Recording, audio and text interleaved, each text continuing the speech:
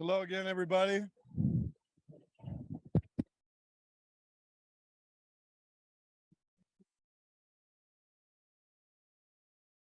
So I hope you don't mind.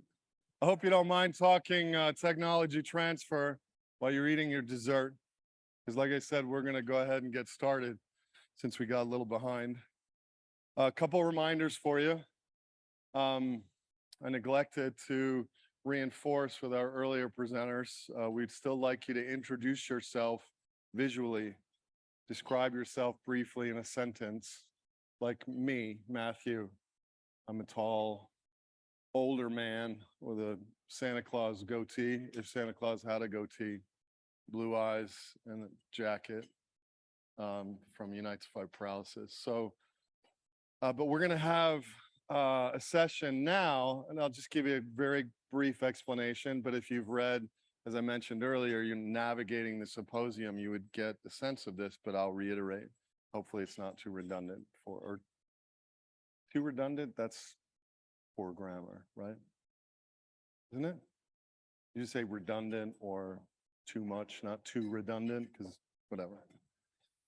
So the session today is a gentleman named Paul Corson is going to come up in a minute and give a presentation about technology transfer.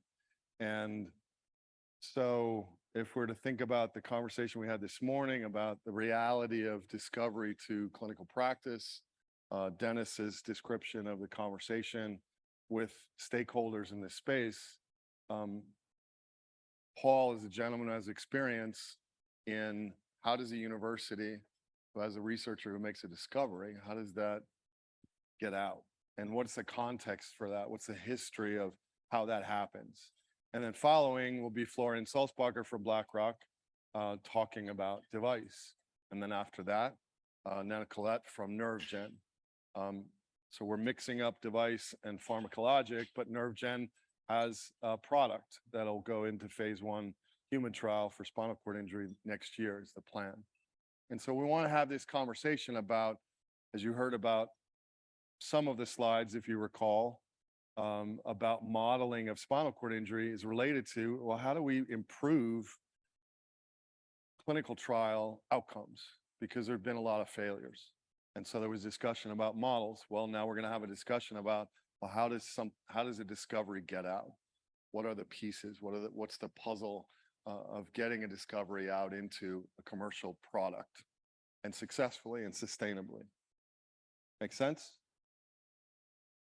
Yes? Good. Okay. One other reminder, in addition to the self-introduction, is there's a survey. I'll remind you, and I'll keep reminding you about our survey because we really want you to complete it so that we know how you feel, because I can't talk to every single one of you and really get, okay, how is this going? But we'd like you to complete it as you're able. And if it's fresh, probably a better survey result, which we do care about. Okay, how's your dessert? Good. All right. Okay, Paul, come on up. I'd like you to welcome Paul Corson from the University of Utah, the pivot. Well, I was going to say table, but it's not a pivot table. Pivot Center.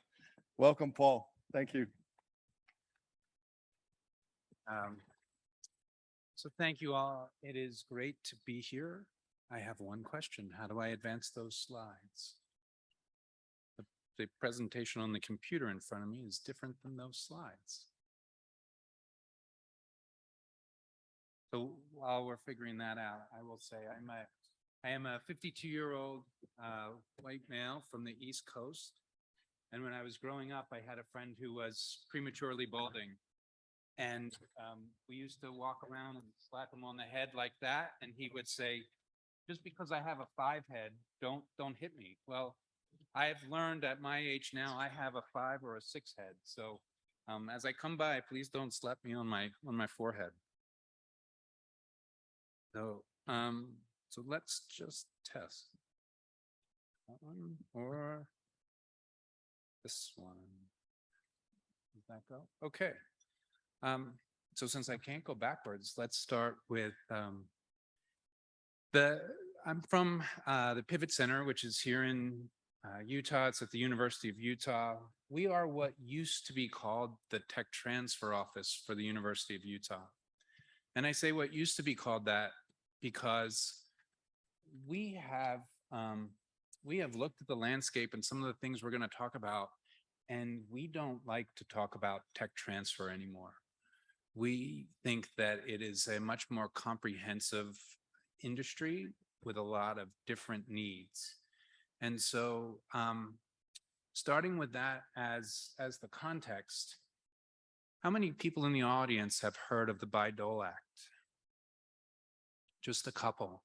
The Bayh-Dole Act was described by The Economist 2 years ago as the most inspired piece of legislation coming out of the United States in maybe the last half century.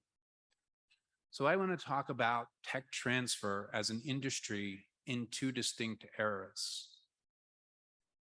before Bayh-Dole and after Bayh-Dole. What Bayh-Dole said was that if the federal government funds your research in a university, rather than the federal government continue to own your research and whatever the product that comes out of that is, the federal government will transfer title to that research to the university. But in exchange for that, the university must try to commercialize the output of that research. So you can see these numbers before Bayh-Dole, Bayh-Dole being 1980, federally funded research created about 28,000 patents, and less than 1,400 of them were licensed.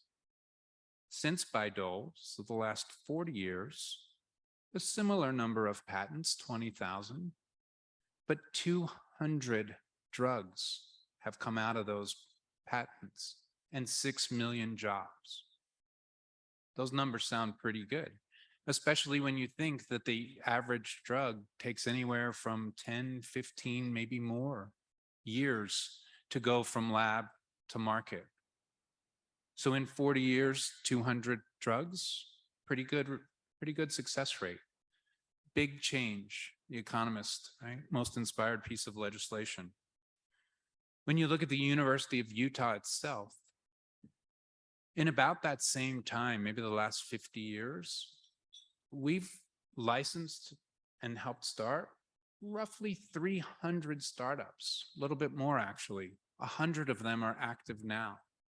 And when you think that the push for startups wasn't until about 20 years ago, that number's even more impressive. Those startups have raised almost $2 billion and have paid back to the university $150 million in royalties. Those are royalties that are going back to labs, to faculty members, to buildings, all the infrastructure needed. And like I said, $2 billion raised. Pretty good numbers. At the university, we've had 3 notable successes. Myriad, anybody remember what Myriad did? They patented the BRCA gene. And so the Supreme Court eventually invalidated that.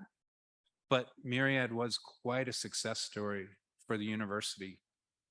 BioFire, which was acquired by bioMérieux, French company, BioFire, the faculty and the company, they commercialized, invented, brought to market the PCR technology. So all the COVID tests that we've been taking, that technology came out of the University of Utah. And then Recursion's our most recent company. Recursion actually uses artificial intelligence to try and identify drug targets or candidates, and then to put them through clinical trials. They raised about $500 million a couple years ago. Pretty good since Bayh-Dole. But think of it in this context. Bayh-Dole's been there for 40 years. In the last 11 years alone, 2010 through 11, there's been over $7 trillion invested in research and development. That's an NSF statistic, National Science Foundation. So when you think about $7 trillion invested, in 11 years and 200 pharmaceuticals, 200 drugs in 40? Are we doing well? Are we not doing well? Well, we actually think that there needs to be a new era in tech transfer. And that's an experiment that we've been running at the Pivot Center for the last 5 years, 6 years. When you think about the first 50 years of tech transfer, it was often linear, reactive, and transactional. Inventor invented, they handed off to the tech transfer office.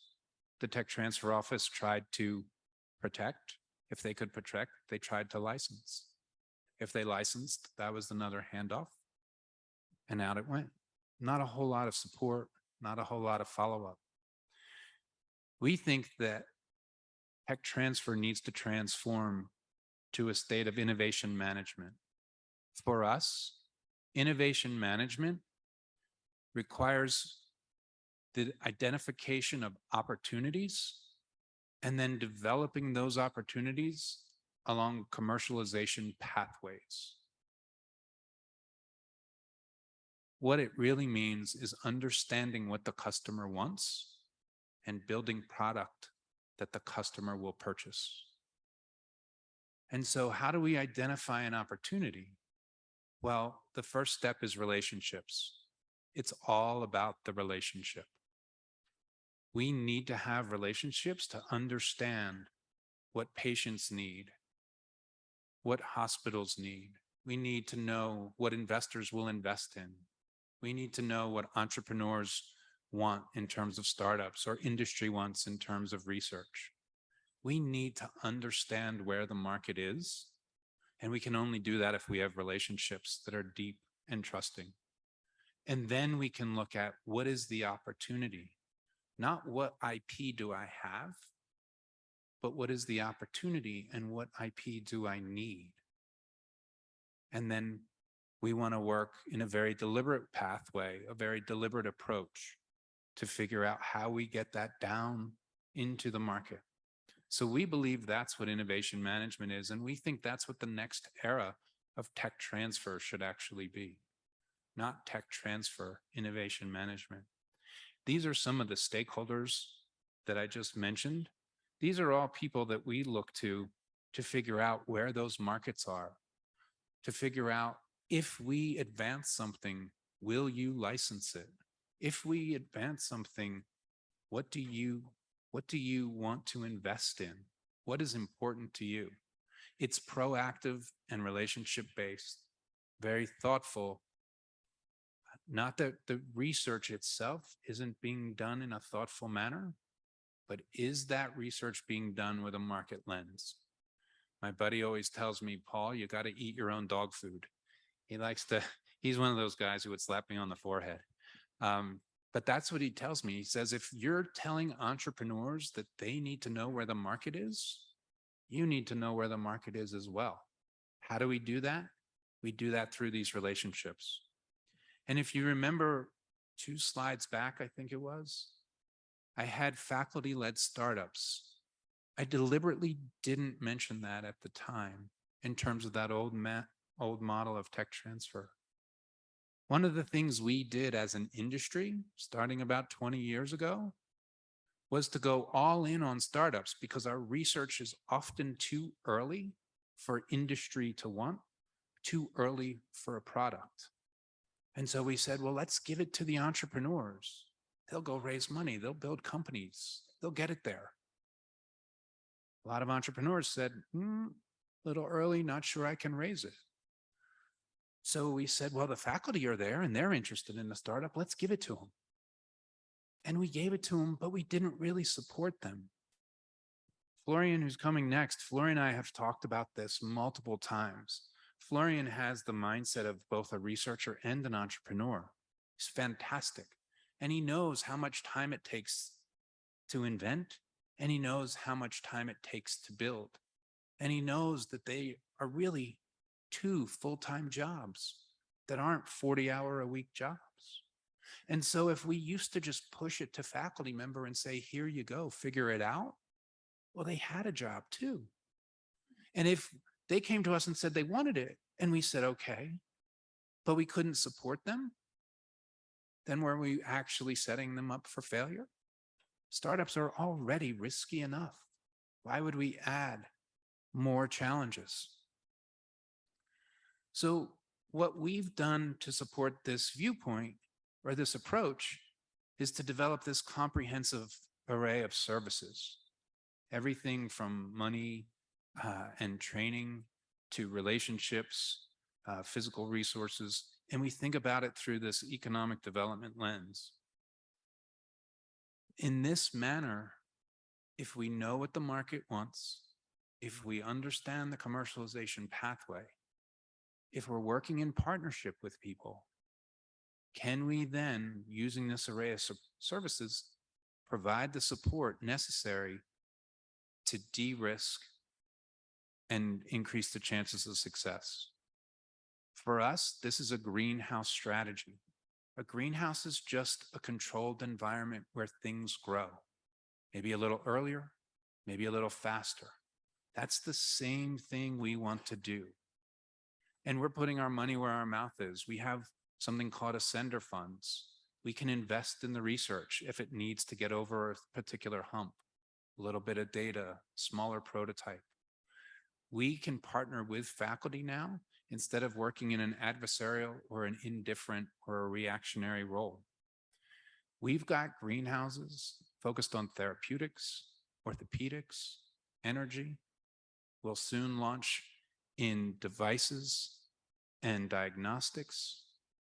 We think if we have 10 to 12 greenhouses, we can roughly cover about 85% of what used to be disclosed to the university, all in an effort to what the title says, maximize the commercial impact of university inventions. So I'll give one example. This is our therapeutics accelerator.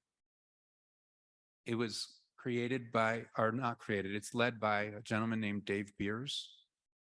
Dave was a faculty member who invented, commercialized, and built. He sold his company. His company was acquired for about $800 million.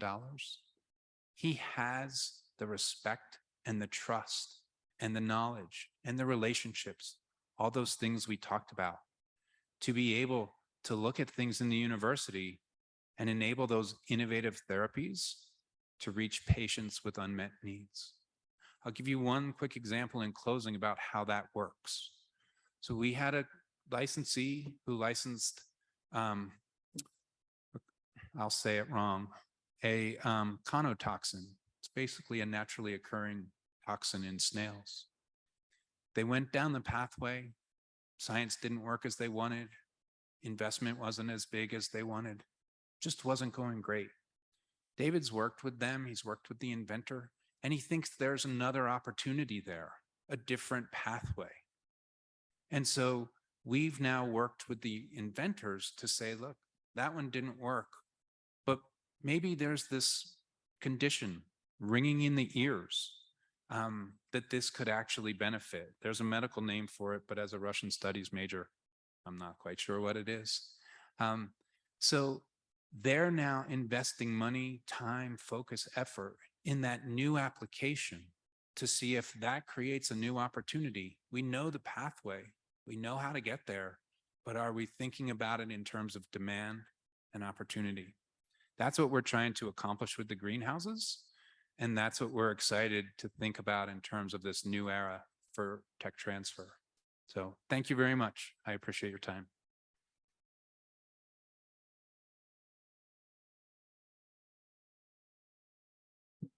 Thanks, Paul.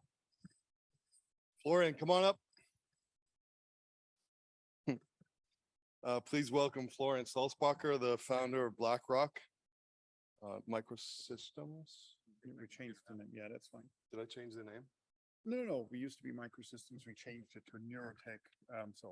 Okay, so BlackRock Neurotech. Right. Apologies. No problem. Some of you who attended of the virtual meeting last year will remember Florian's presentation. And I just want to emphasize something that Paul said. He used the word relationships a lot, something I think we've talked about through the day. And I'm sure Florian will again talk about the importance of relationships like in the title. So Take it away. Thank you. Thank you very much. It's a great pleasure and honor to be here this afternoon. It's wonderful to see so many people that are committed to this cause.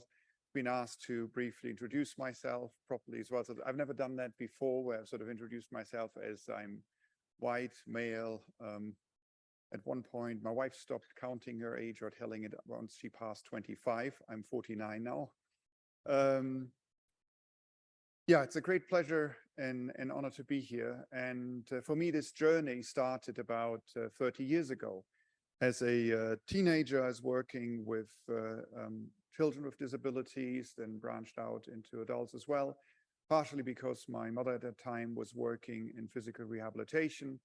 And I was looking for ways to sort of give back and be engaged while I was in school.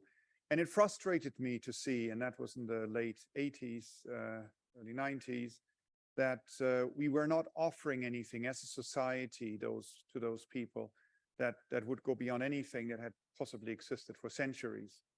And so I ended up becoming an electrical engineer because that was sort of one of the passions, something I felt I was good at, and focusing on semiconductors on the one hand for electronics and sensors, but then also on medical devices, and embarked on a journey that brought me here today. What I was hoping to do is to, and it's a very short period of time, to hopefully inspire you a little bit and allow you to see what is possible today. For me, originally, it was that thought of that, you know, if you've got a way of connecting with the nervous system, with the brain or the peripheral nervous system, you know, you would have ways of maybe bridging injuries or otherwise providing important tools that restore quality of life and give people independence and mobility back wherever possible, despite some other constraints. I didn't see myself as somebody who could really help a lot with the biology or the actual rehabilitation, but to maybe build devices that contribute there. And I consider myself very fortunate in that we're in a situation where after this long journey, we seem to be at a point where we anticipate that those first generations of solutions will be available starting actually next year already. And given the number of players that have entered the market, I think we're at the onset of a real tidal wave and change in this field, where these will not just become last resort devices, but where I very much hope that in 10 years from now, possibly having implant systems that help restore function wherever possible will be just as common as cardiac pacemakers or cochlear implants or DBS systems that we've learned to accept today, and in some cases are not even such a big deal anymore. All of that started, and it's sort of been a recurring theme through my life, and people telling me it won't work, all the way to, so my day job actually, and I sort of stumbled into my presentation here a little bit, but in my day job, I'm on faculty at the University of Utah. I'm a professor in electrical and computer engineering, but I'm an engineer, not a scientist. And so the real litmus test is whether the things that we're working on really work, whether they have impact in society, whether they help people. And so I realized that I have to be an entrepreneur as well. I'm not in this alone. These are all massive team efforts. And, you know, we should not forget Marcus Garrett is a co-founder who started BlackRock with me together. He's sort of the one who's slightly more focused and better on the actual business side. And I'm usually the one who's at fault when it doesn't work.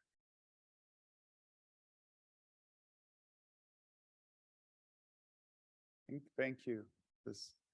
Yeah, I always feel actually what you want to do is you want to talk to the people that have been participating in the studies with us. They've been over 30, and it's going to be accelerating hard from here on out. With over 30,000 days that we've been in subjects by now. So these things that people said they won't work, there's no signals there, you can't put a device in, the device won't work. Oh, it does work. Well, it won't work long. Well, watch us. And but it's been an effort that really required, you know, help from so many different areas. It's an entire community that is invested into this. The academic community, the shoulders of giants that we're standing on that helped us sort of get here, the pioneers that had the courage, you know, remember, Ian Burkhardt, for example, somebody you may have met in some of the interactions and studies, who shared that some of his family members weren't talking to him for a little while because they felt your brain's the only thing that's kind of working, and you're just sort of in steady state. Now you're doing what? Undergoing brain surgery for a device. So these are really, really difficult decisions, and the fact that we're now in a situation where there's so much value that we're able to give back is really encouraging. We've had people with implants up to 8 years. We were able to license a technology from Stanford where, using the implants, a patient can imagine handwriting and convert thought to text at 90 characters per minute while doing other things. So it's not like focus on something and look at something and then click or whatever. It's just like I would be writing here. And in lab settings, it's now up at 150 characters. So you're looking at 50 words or so per minute. I can't type this fast on my mobile phone without making major errors. We've got people driving cars, like properly. Slalom, 3-point turn, U-turn. It's really, really so encouraging. I still can't believe that I'm living to see this, and so I'm eternally grateful that we're able to do this. Wanted to share a little bit with you, the complexity of things that are possible. I'm going to skip through some of that because we've got a very short period of time here. But in the end, I just strongly encourage you to sort of reach out to us, and we'll gladly connect those of you who are interested to any of those who are currently in clinical studies under FDA IDE clearance with those devices. We've got parallel efforts going on to obtain commercial approval for that. And then in the end, what I think is very important for this to work, it has to be sustainable, and it has to be a platform for not just one application. And so we just wanted to make you aware that from a business point of view, we've actually found other applications and use cases that we started working on. One of them that is going to be one of the first ones after the initial Move Again platform that is supposed to restore access to controlling external devices, a computer, potentially mobility devices, is our Hear Again application, where we realized that with a very similar approach, we can restore hearing in people that have lost it. And all of that put together then really creates something where it really ideally becomes a little like an Intel Inside. And why is that important? Well, when we first started this adventure, there was no Elon Musk that sort of was ready to invest hundreds of millions into this topic, and financial markets taking notice. And I'm very grateful, despite some of the controversy about some of his statements, but he's put this on the map. When we started this as a commercial effort 14 years ago, there was no real money for that. There was no market. And as much as we personally care about that, unfortunately, spinal cord injuries, for example, were considered too small of a market to warrant the investment that is required to get such a device into the market. And so the approach that Marcus and I took was first building a company that serviced the research market, make that profitable, reinvest those proceeds, and then start providing solutions for a variety of medical devices. And so I thought I'd have to build this type of a company to then be able to personally reinvest back. Now, we're very fortunate that things have changed, and there are actually a number of players that you're aware of. Neuralink is one of them. Synchron with a different device is another approach. And there's a whole host out there that is now embarking on that journey. And I really hope that they'll all be successful. Why? Because it provides options. All of you are individual. Your needs will be individual. The solutions that you're looking for will be individual. And I think there is plenty of space out there for all of us to coexist, and essentially going back to that mission. What is important is everything is use case dependent. Brain-computer interfaces are not a device, not a widget, even though it's sometimes sold like that in the press, but it's a system and a value chain. It always starts and ends with a patient, with a person who needs it. There's the clinical workflow, the caretakers. Then on the device side, there's an implant, there's electronics, there's software, there's surgical tools, there's regulatory, there's reimbursement. There's so many aspects to that. And that, I think, is a calling point also to those of us who are in academic settings. The probability of your ideas and technologies to make it out there is much, much higher when you take these things into account. And it also means that you need to start talking to the people that need it early from day one, all the people that help them and work with them. And then you need to assemble teams that are multidisciplinary. And that's why I always say, I'm in the position where sometimes I stand on stage and I'm being asked to present and talk about this. But, there are so many people that are engaged in this, you with all your efforts. In our case, we're now 200 people in the company.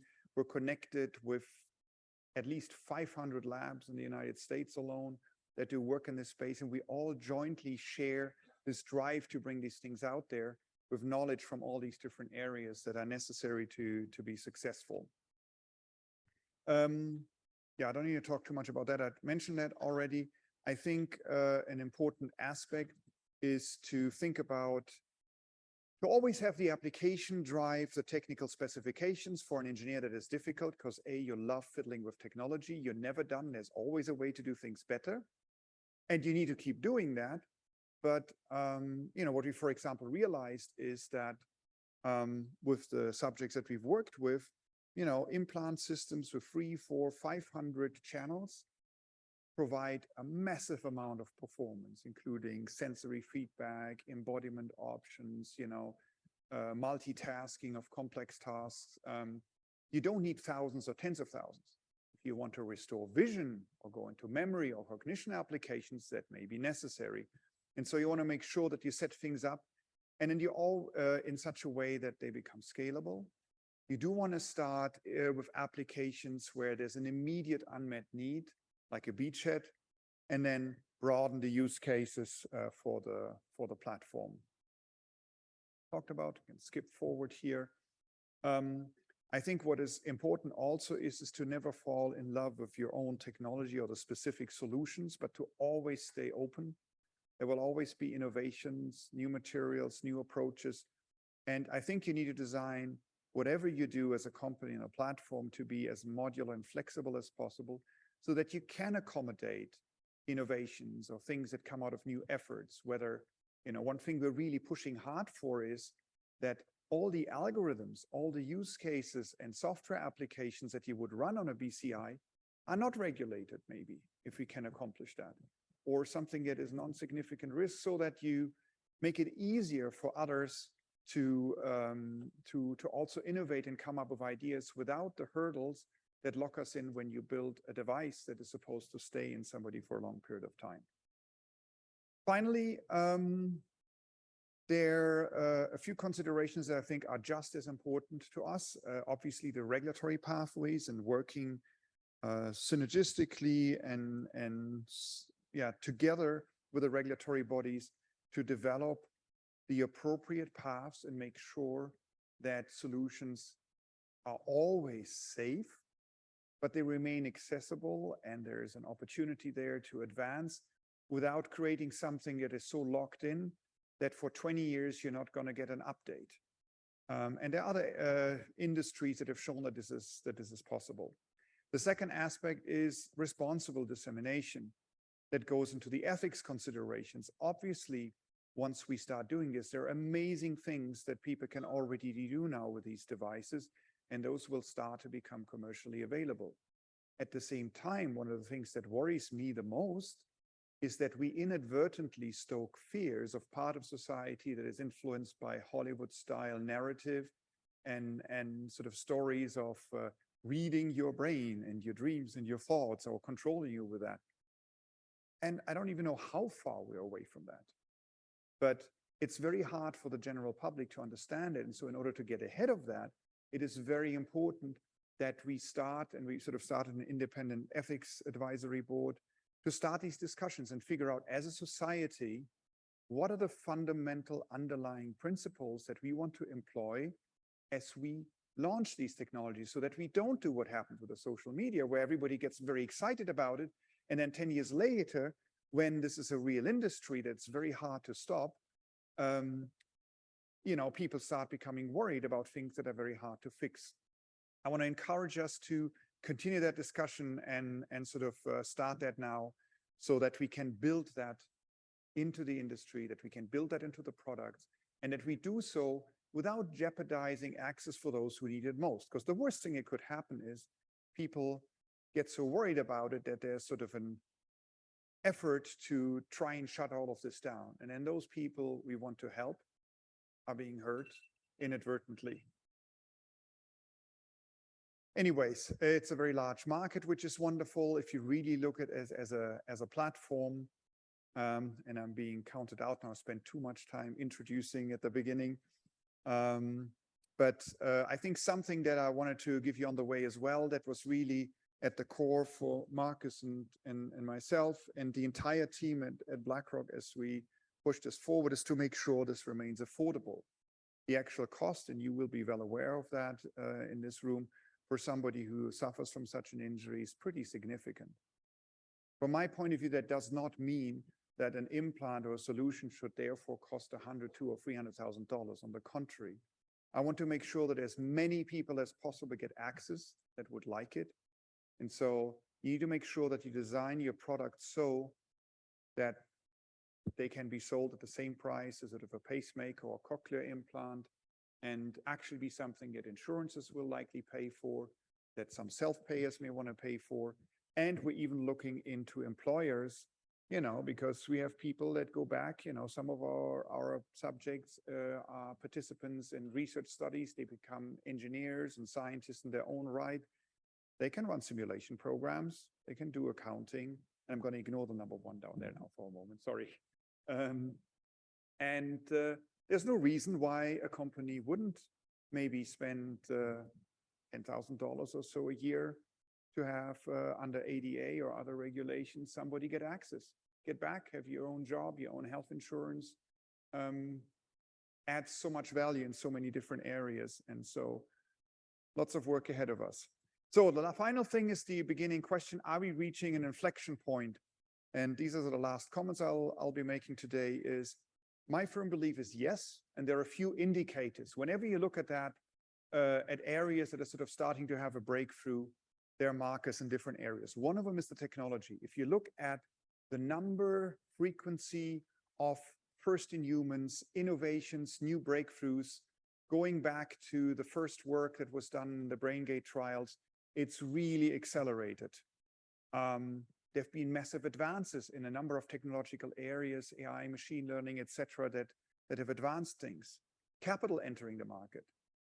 People like Musk, Brian Johnson with Kernel, et cetera, and others entering. And now suddenly there's far more capital that has entered the market, which helps accelerate things. The commercial models that are being created, and then public perception. And what it reminds me of is really the Human Genome Project. There were a few $1 billion that the federal government poured into this to get going. And it wasn't until eventually the financial markets, caught notice of it.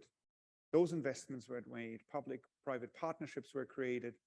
And that is what is enabled, by the way, companies like BioFire as well, the sort of treatment and therapeutic options that we found based on all the genetic technologies, et cetera. And I firmly believe that in terms of sort of brain-computer interfaces, neural interface technologies to understand neurologic disorders better, understand the circuits and pathways in the brain better, and ultimately to provide solutions, I think that time is here. And so I look forward to the next 2 or 3 decades of all of you together, where we'll hopefully see an advent of solutions and opportunities for all of you. Anyway, so as a final thing, I'd mentioned that briefly, we're starting to drive cars. I'll skip through that. We're hoping to be able to race on the Bonneville salt flats maybe next year. I can talk about that later, but again, goes back to really, giving back, and that sort of closes the loop to something that started for me 30 years ago. Thank you so much for your attention. I look forward to any questions that you may have. Thank you for being here today.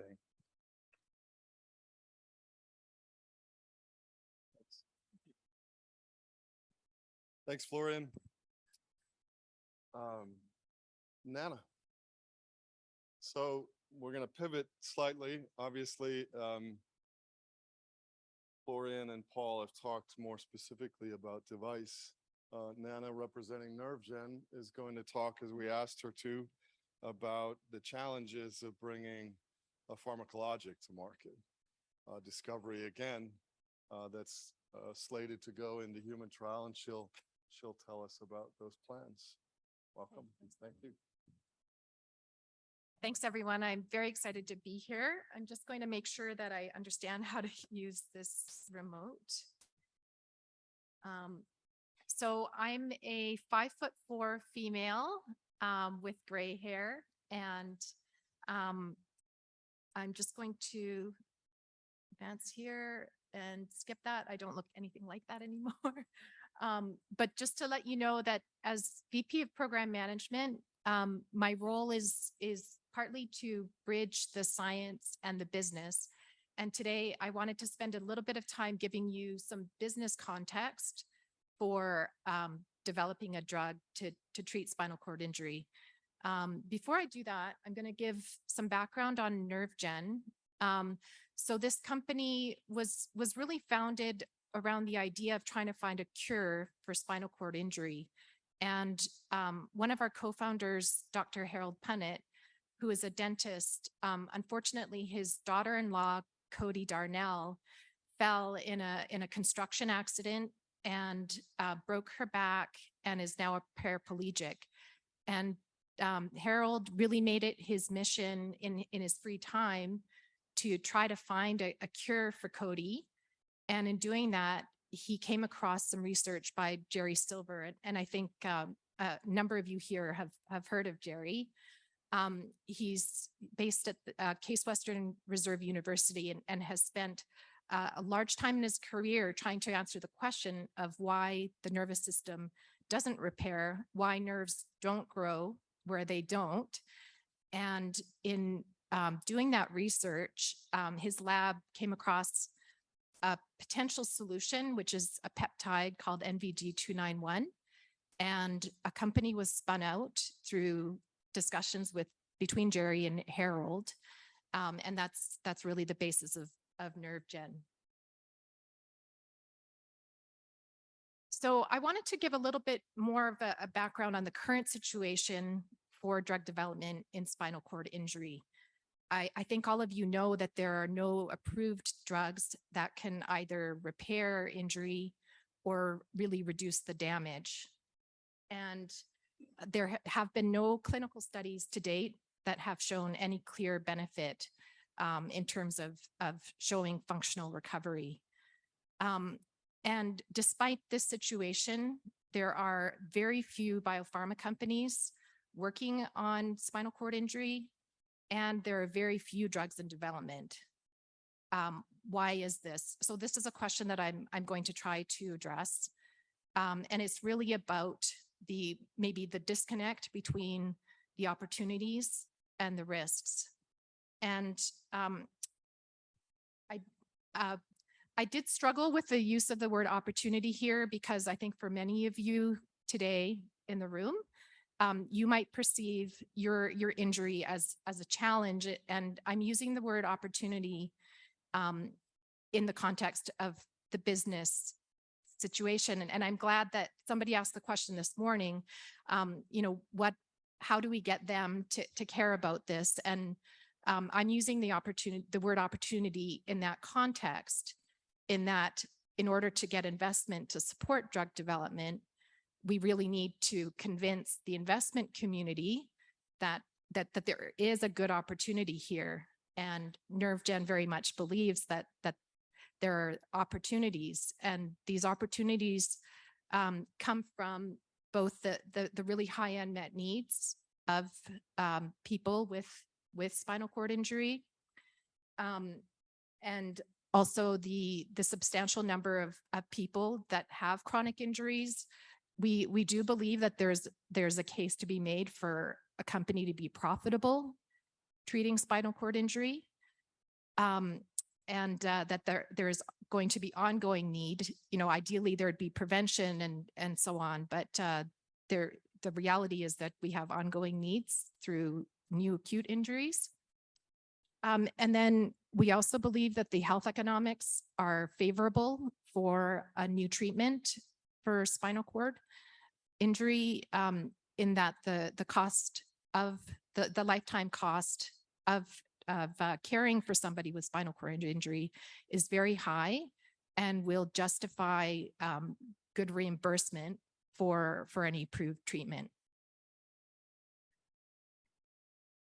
So more specifically on a drug level, we think that any approved product is going to be first in class, and so is going to face little competition, which does make it attractive from a commercial perspective.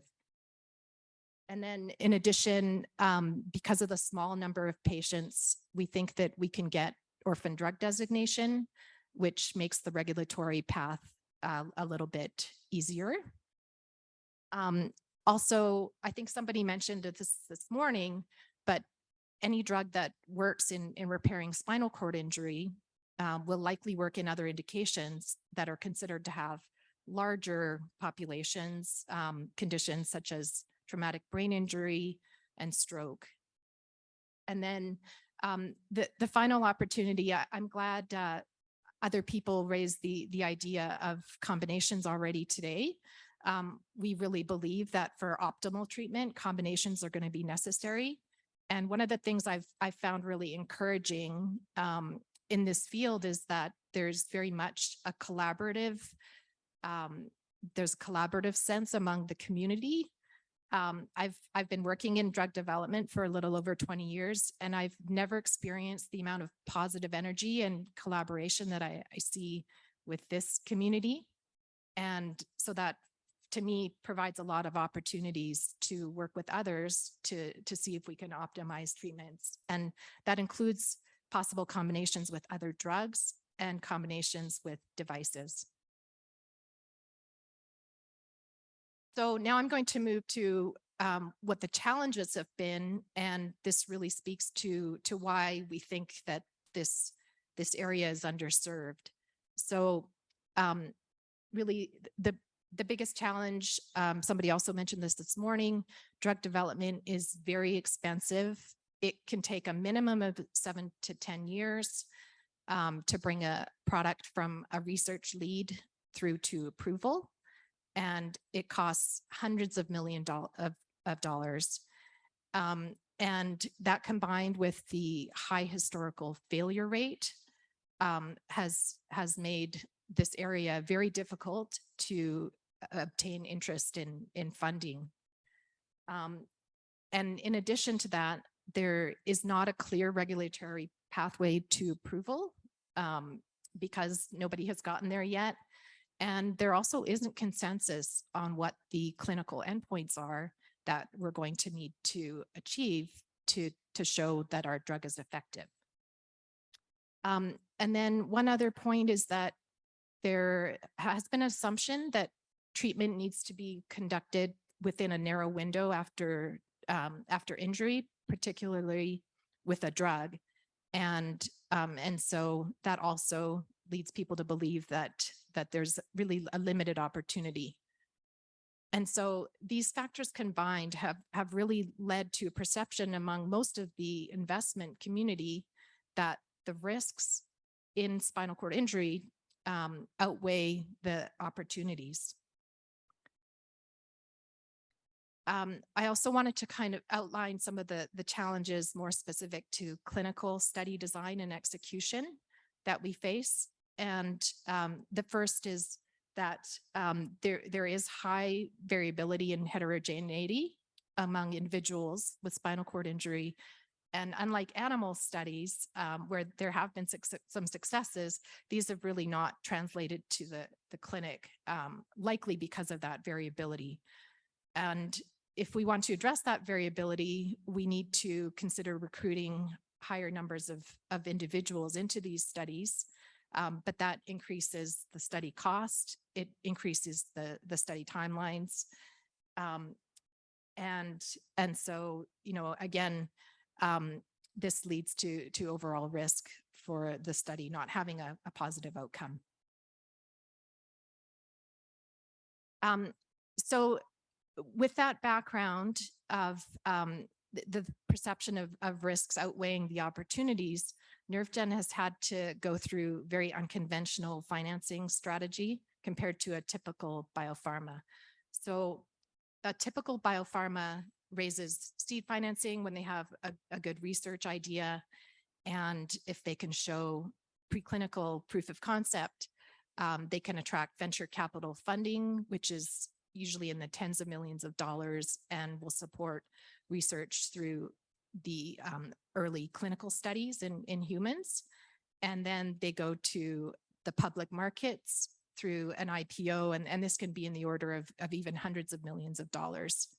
NerveGen, because of the focus on spinal cord injury, was able to, through Harold's friends and acquaintances in the startup community, raise a couple of $1 million to spin the technology out of Case Western Reserve. But then was needing to go to an IPO, the public stock exchange, and in this case, it was the Toronto Venture Exchange, and raised just $11 million in that first IPO, and then has had to go back for multiple rounds of secondary offerings in order to finance our development of BG291. And in addition to that, we've also had to look at some other sources of funding. Am I going too fast? Okay.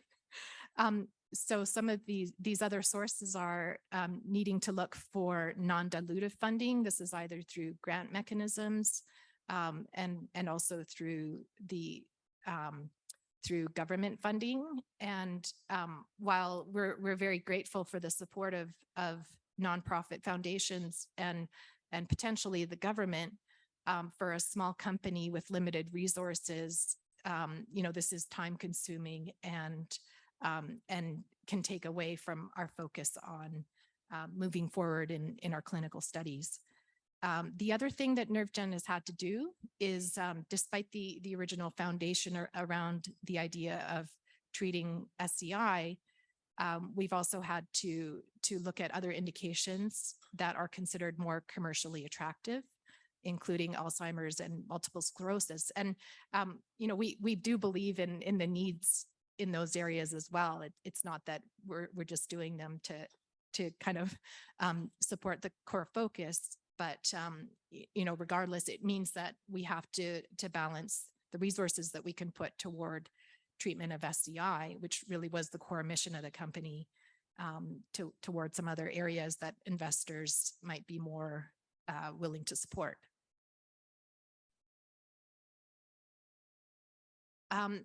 We are at an inflection point, though, where we believe that the opportunity in SCI can be unlocked by showing clinical proof of concept for nervous system repair.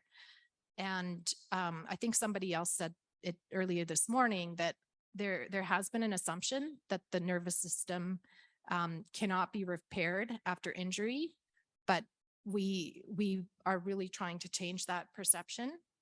And there is strong preclinical data with NVG291 and Jerry Silver's work showing that repair is possible. So I'll just spend a little bit of time describing NVG291 and the mechanism. So after an injury to the nervous system, in this case with spinal cord injury, there's upregulation of compounds called CSPGs. And these are believed and have been demonstrated through research to really inhibit natural repair mechanisms. These repair mechanisms include plasticity, axonal regeneration, remyelination, and some others. And with NVG-291, we've been able to demonstrate, at least preclinically, that we can unlock these natural repair mechanisms and increase some neuronal growth and repair.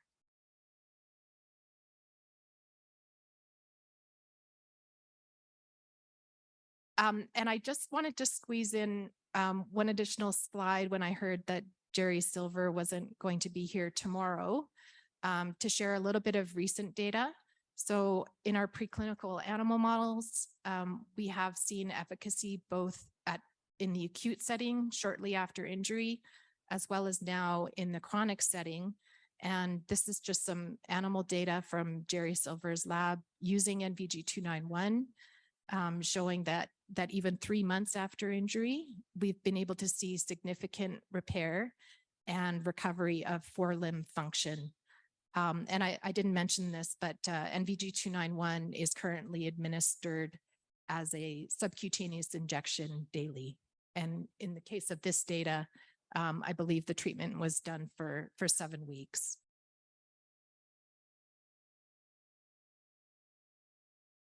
So just an overview of how we're currently developing NVG-291. So we are in a phase 1 healthy volunteer study.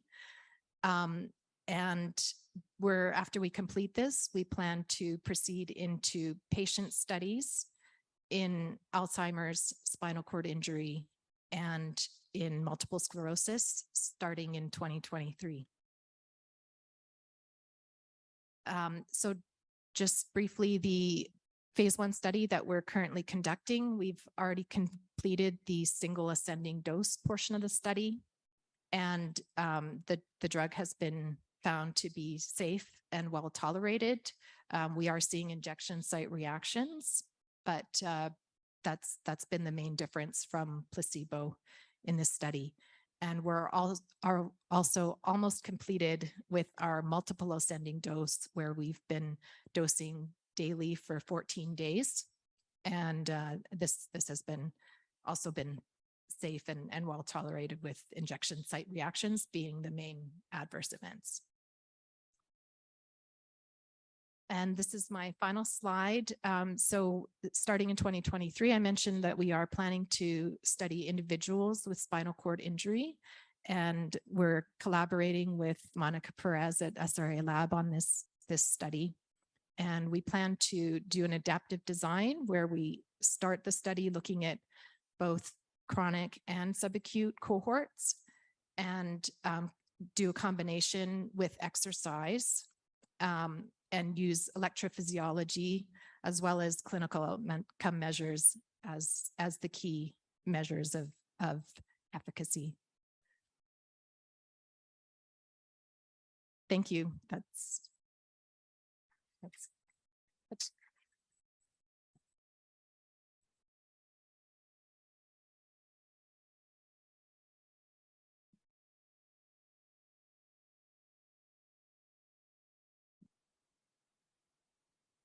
Thanks, Dana. Appreciate it.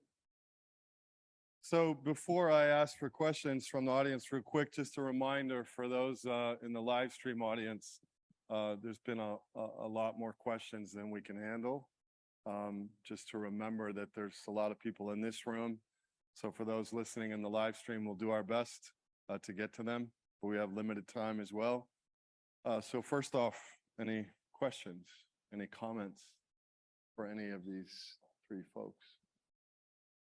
And remember to please introduce yourself. Ignacio. Hang on, I'll wait for a microphone, which I hope is coming to you. Right here.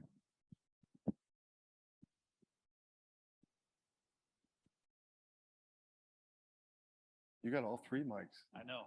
I'll go spread now. Yeah. Okay. Hello. All right. My question is in regards to the presentation we just saw of NerveGen. You mentioned that the NVG1,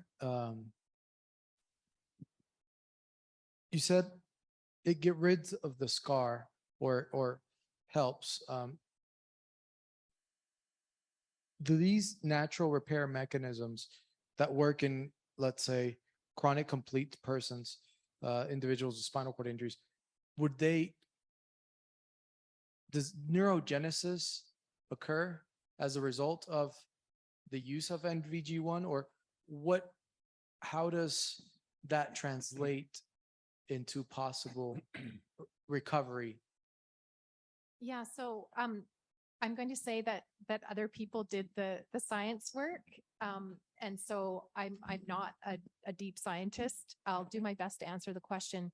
So the results that we've seen, both in vitro and in vivo in animal studies, is that there is increased sprouting with NVG-291, as well as repair of the myelin sheath, and increased plasticity. So those three things are really working together, we think, in enabling the recovery that we've seen with NVG-291. Did that answer your question?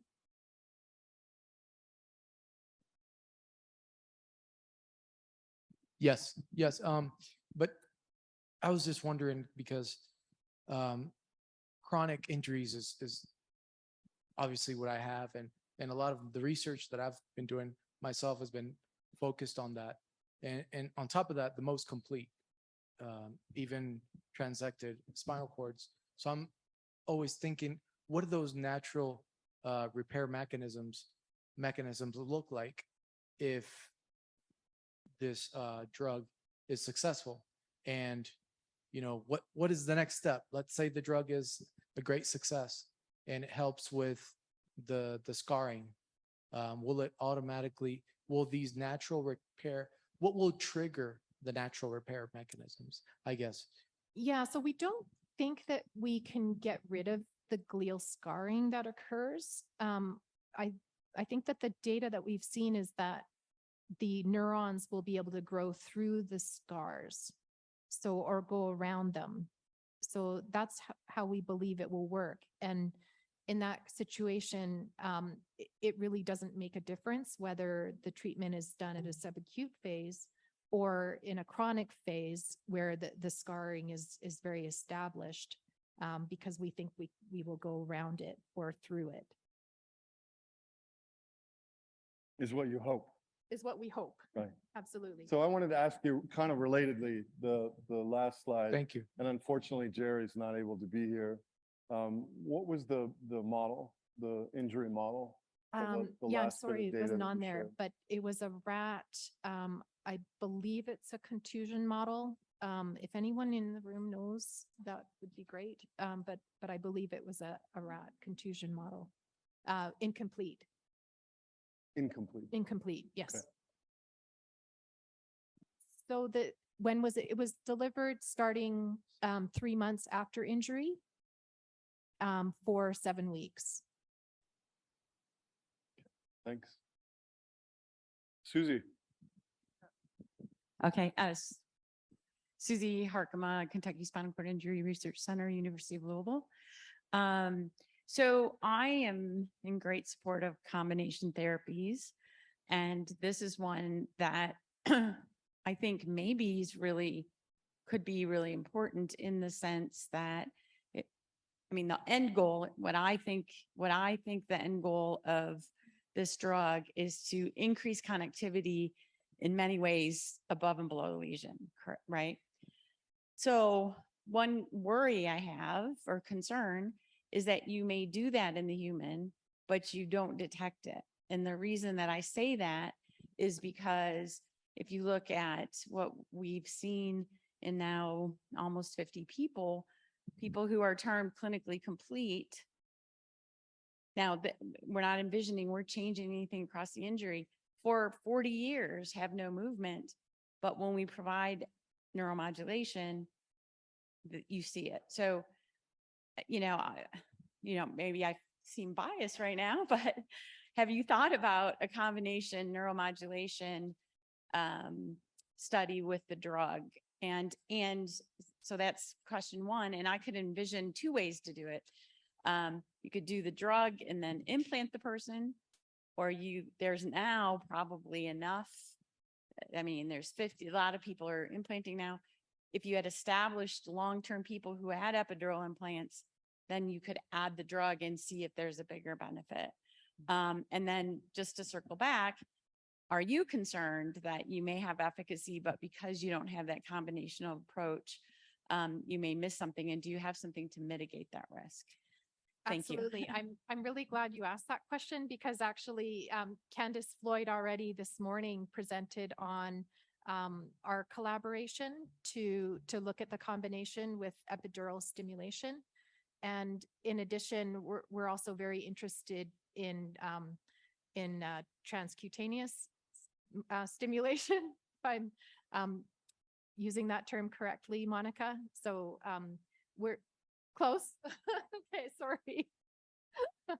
You're sitting next to the right person to ask. So we're also working on a potential collaboration or an ongoing collaboration with the preclinical group at SRA Lab on that as well. So we are trying to address that question. And then I think that the second part of your question was around, are we going to detect the connectivity? And that's really exactly why we're wanting to work with Monica Perez's lab at SRA Lab, because they're really a world-leading center looking at electrophysiology. And so we think as a first step, if we can at least demonstrate improved connectivity using the drug, even if with the course of treatment that we're trying in our first study, if we don't see sort of functional benefit with 3 months treatment, if we see benefits with connectivity, then we think that will lead to longer term potentially recovery. And then the other part of the adaptive study, I think you mentioned, or somebody mentioned, complete injury versus we're initially going to be looking at incomplete. And part of the idea of doing the adaptive study is that, as I said, really we need to show clinical proof of concept to get support for further study of NVG-291. So we're starting with what we think is maybe the lowest hanging fruit or the easiest bar in this study. And if we're able to show success, then we'd like to move to potentially maybe more difficult to treat injuries such as motor complete. So I just want to quickly respond to Susie, just so you, Nana's answer is fully understood. So when I mentioned earlier and Candace mentioned, we approached all the researchers from U2FP and suggested that why not consider in a large animal model combining the peptide with epidural stimulation. Jerry Anpar, David Darrow, Candace Floyd, and folks at NerveGen. And our rationale, we're not scientists, obviously. Our rationale is really simple. We think both of them are not good enough in humans for chronic injury. And the idea is, well, can we do better? And in anticipation, we also, the thinking was they're both being tested in humans, or, able-bodied humans, but soon spinal cord injury humans. And there's movement towards industry sponsored, obviously with NerveGen, but in epidural stimulation as well. So let's anticipate a combinatorial pathway, and what do we need to do to get there? So that's what the whole genesis of that idea. Now I wanted to pivot. I know you were gonna answer questions. Yeah, no, so I was going to briefly chime in. I'm actually very glad that Susan made that comment, because I think there's a lot of untapped potential in that area, something that we haven't talked about, but that has been evident in a lot of the subjects that we've worked with, is that over time, there seems to be a rehabilitation effect setting in. Part of it seems to be just the fact that they're constantly reworking those neural pathways. It's most pronounced in cases like Ian, where he had additional FES electrodes, and he's at least from, this is all N of one, anecdotal, whatever, but there seemed to be strong enough data indicating, and I think there's a study also in Canada going on right now, that seems to be indicating that there's enough plasticity there, and continued efforts with these types of devices can actually lead to gaining function back that is clearly above what was at the original endpoint of the rehabilitation treatment, which is very, very encouraging. sort of logically make sense. But I think a combination then with drug efforts that further activate it, I think really has potential over early on. But there's enough indications now in a number of groups that show that, beyond these individual efforts, combining those may have real potential, independent of the device and whether it's, epidural or BCI or whatever. Thank you. I have. Ignacio, hang on. I want to give everybody a chance, okay? Dr. Gorman, go ahead. Hi, this is Peter Gorman from University of Maryland. And this is a question for Florian and your financial model. I wanted to see your comments about the viability based on my experience years ago with the Neural Control Corporation, for instance, which put out the freehand system and the VoCare system. And although they were successful clinically and even shown, at least for the VoCare, to be viable from a rehab point of view in terms of saving patients from UTIs for bladder control, they never financially were viable for as a product in the marketplace. And of course, you're doing something that is going to be probably over $100,000 per patient, even if you try to make it less cost or more cost effective. How do you look at your financial models based on that prior experience with orphan products, such as what happened with Neural Control? Thank you. Yeah, I think you're touching at one of the most important points in that, and that's the commercial models, which are the highest risk in all of this. There are two aspects to that. One of them is, of course, the cost side, and I do believe that we have a pretty firm grasp on that, because unlike other technological approaches, from early stages on, we've tried to design to cost. Just to make it very clear, you need a budget for 80 to 90% gross margins for a product in order for it to be sustainable. That means if, for example, the implant were to cost $20,000 or $30,000, that means that you've got, I don't know, $2,000, $3,000, $4,000 maybe cost to make the actual device, manufactured, delivered, etc. Everything else is then what pays for everything else to make that sustainable. I think it's also important where it's on a price point. So there's other examples, like Second Sight's retinal implant, which, suffered from that because it was frankly not sustainable for them to price it at a lower point. The function will have a significant impact on that if the function that a patient or a person that uses that gains is marginal. There'll be only a very limited uptake of those devices. So volume is going to be important.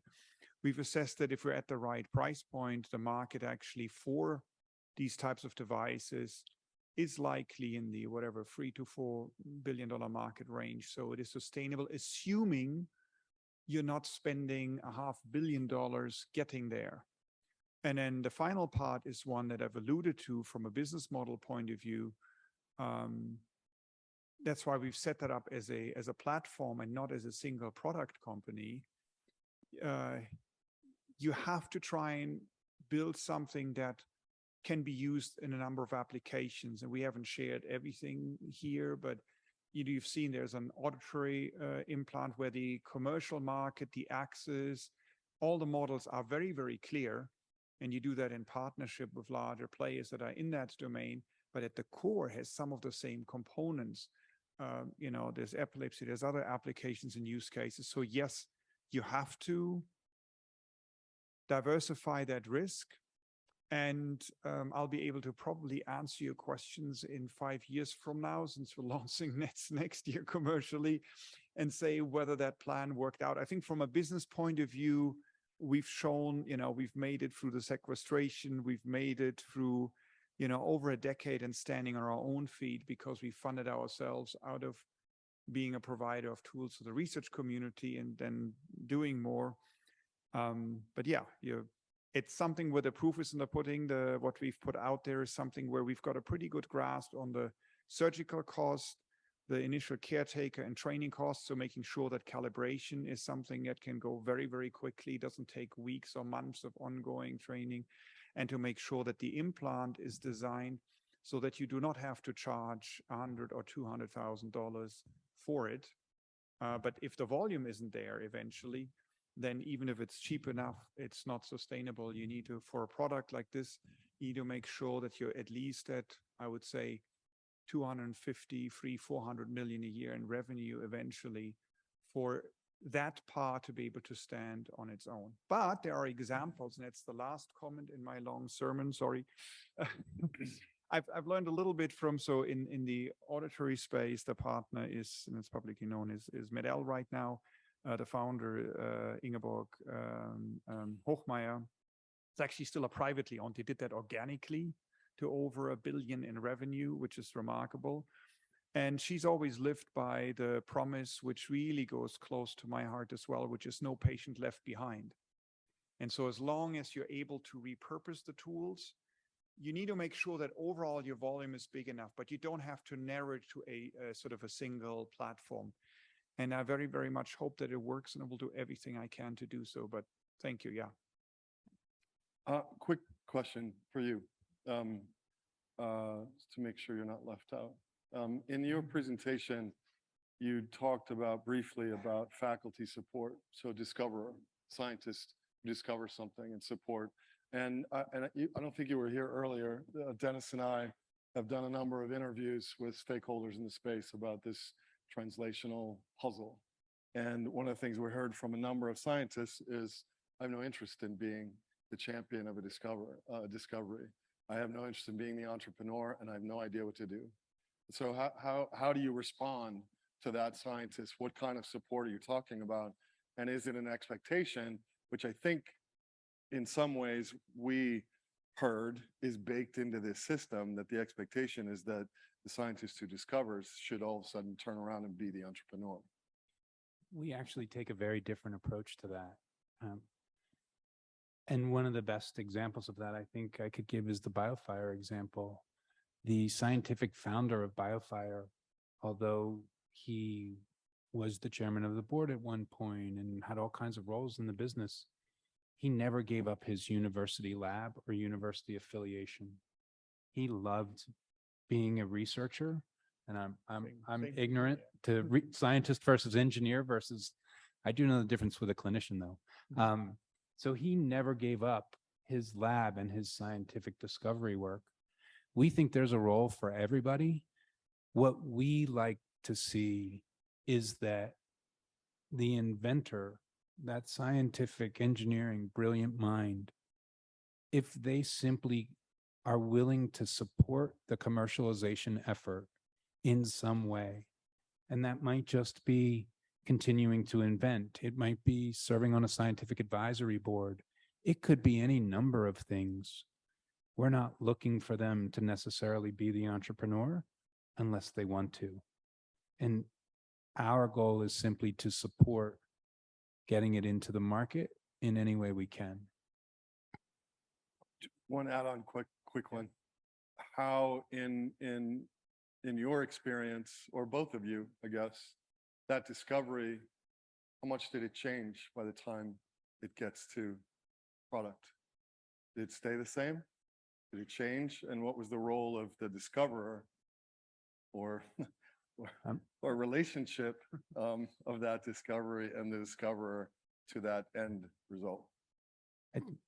Short answer is there are probably as many pathways as there are discoveries. Okay. Okay. My feeling, Florian, you tell me, you correct me. It's rarely the initial thought is what reaches the market, but there's always some sort of kernel. And so whether it's prior art or it's a completely new patent family or it's a completely new innovation, the kernel had to come from somewhere. And then it's more about that pathway than it is about trying to maintain that original nugget. Yeah, I think in that you're absolutely correct. I mean, there's, first of all, no plan survives contact with the enemy. You know, almost every plan I've ever made, you have to revise the moment you're out there. I think what does remain, you called it a kernel, is sort of the big picture vision of what you want to accomplish. And sometimes there are technological components that survive or really become critical. But the reality is, in very few of those cases, there are true silver bullets. Very often is systematic finding and understanding of failure modes, fixing them, pivoting as a business, and figuring out a path. You know, you want to climb up to the mountain, but you're not entirely sure which path you're going to go. And sometimes the path looks great, and then you hit an impasse. And I think that is the important part as an entrepreneur and an inventor in all of this, to understand the important part is getting there. It is far less important whether it's exactly your idea. On the contrary, I mean, that's part of what has been part of BlackRock as well. The more we've grown and we're part of that community, I hope that people keep coming up with better ideas. That is what makes the difference, and that's what makes it successful. And then we've reached the goal. And if you tie everything down to one or two people, then you're setting it up to fail eventually, because the problems are just too complex otherwise. Thank you. Well, from one last quick one. Okay, Oh, oh. okay. I All would right, like to, all right, hang on. What? All right, sorry, Wolf, I'm gonna trump the live stream since they didn't get to ask a question. Apologies, go ahead. Okay, so two questions here. What will be the proportion of chronic patient versus acute patients in 2023? And how do those with SCI help you understand what the market needs? So I'll answer the first question, and I think I need clarification on the second one, but we plan to enroll an equal number of subacute and chronic individuals into the study. And I think I can say that we're targeting enrollment of 20 into each cohort. And then the second question, I'm not sure. How are you being informed by people with spinal cord injury, lived experience in the design of that study and in you state it again? How do those with SCI help you understand what the market needs? Yeah, so I haven't been directly involved in those discussions, but it's something that I'm very interested in. And so I would have to defer that question to the principal investigator and also our chief medical officer in terms of the needs of the patients. Well, and since for those of you who are not paying attention to the live stream, since you're here, Jerry Silver is watching and is answering some people's questions on the live stream. Maybe Jerry can address that question. Is there another burning one, or can we're already, if there's another one on live stream, you already had a question, Ignacio, all respect. Otherwise, we'll make ourselves available for secondary event Yeah, in the let's- corner somewhere. All right, Wolf, go ahead. Let's keep it quick. thank you. First of all, thanks to all three speakers, it was wonderful.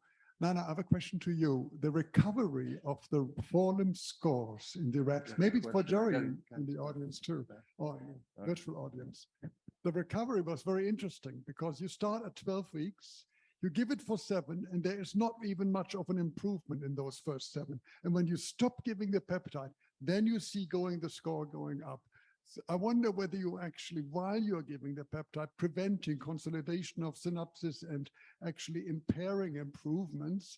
And I wonder, this is a secondary question, whether anything was done with the humans who got the drug, in this regards to psychological testing, is there some side effects which we haven't captured?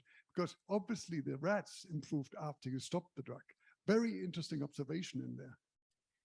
Yeah, so we have seen that in a couple of studies. And again, I sort of did scoop Jerry's data.